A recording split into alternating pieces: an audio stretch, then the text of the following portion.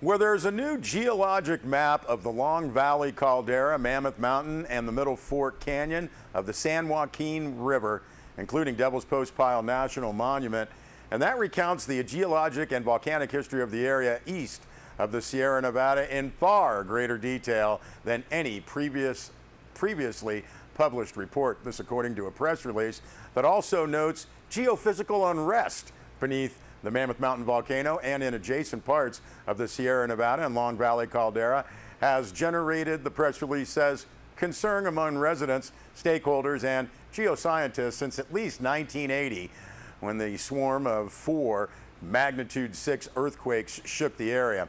Now, extensive monitoring by the U.S. Geological Survey for 3 decades has documented numerous earthquake swarms, ground uplift and deformation, changes in hydrothermal systems, and emission of magmatic carbon dioxide at several sites that semi-encircle Mammoth Mountain. Now, the new USGS map and report describe the comprehensive geologic setting and natural history of the area, including the volcanic history of Mammoth Mountain, Long Valley Caldera, and associated smaller volcanic features, including the Devil's Postpile, Pumice Butte, and geologically independent Mono Inyo chain of lava domes and craters.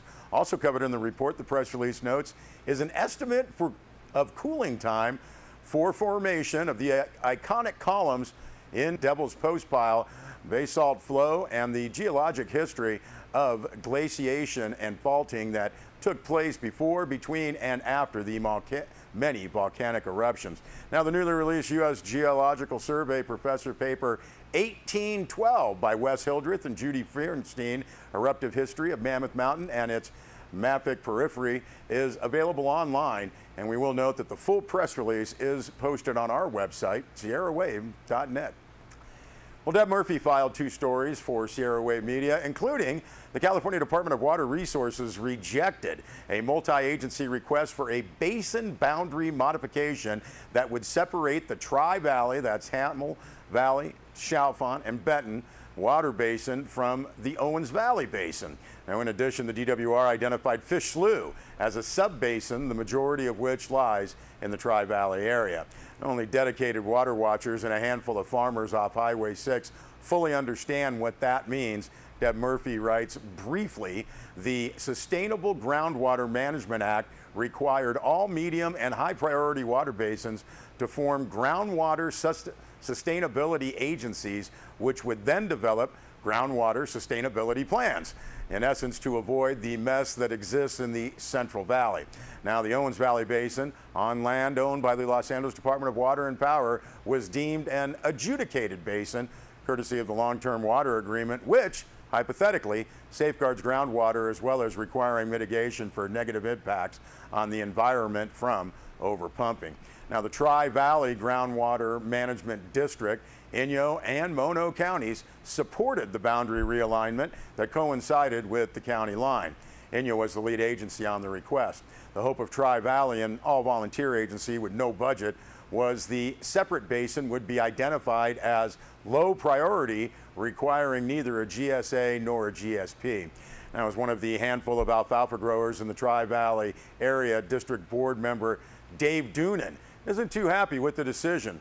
You could almost count on 2 hands the number of impacted water users in the district, he said. If we can't afford to do a plan, the state will. Also from Deb Murphy, Inyo County's interests have been protected in a joint power agreement hashed out over the last months and signed by the Inyo County Board of Supervisors at its meeting last Tuesday.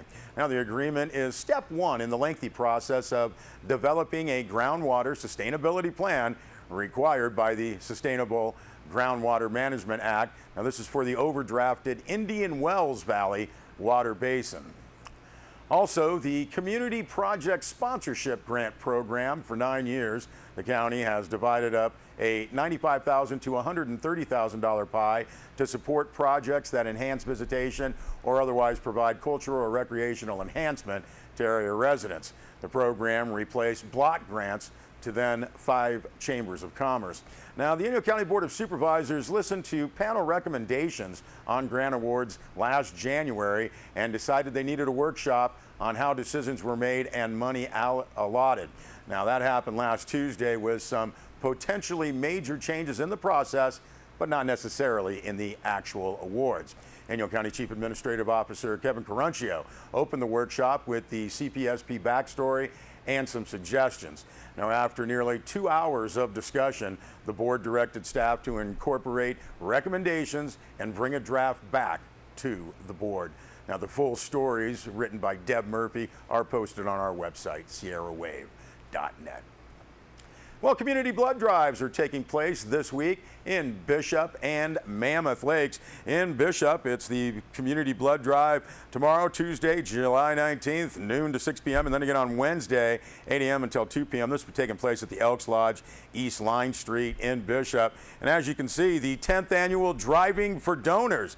This is with the Northern Nevada Toyota dealers. You might be able to, well, win a brand new 2016 Toyota Corolla.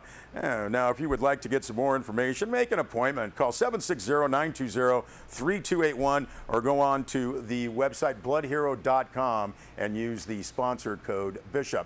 Also in Mammoth Lakes Community Blood Drive this Thursday.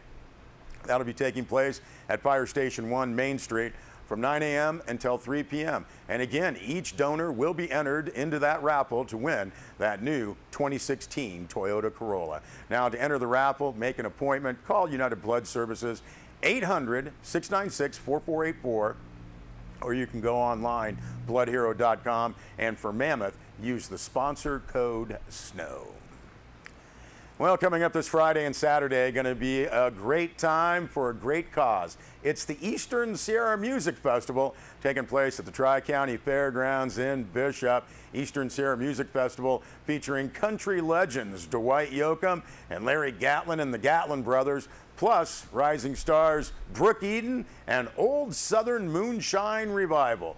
Now, some of the local acts performing this Friday and Saturday, including the ever-popular Sandy and the High Country, as well as Halfway to Benton, Secondhand Smoke, and the Harry Andreas Band. Now, tickets for the Eastern Sierra Music Festival are available at the festival's website, www.musicfest.org. That's for Wounded Warrior, musicfest.org, because, well, the Eastern Sierra Music Festival benefiting the National Wounded Warriors Center that is set to be built in Mammoth Lakes by Disabled Sports Eastern Sierra. This should be a wonderful couple of days, music-filled, lots of fun, and the Eastern Sierra Music Festival taking place this Friday and Saturday at the fairgrounds. Let's help support the National Wounded Warriors Center plan for Mammoth Lakes.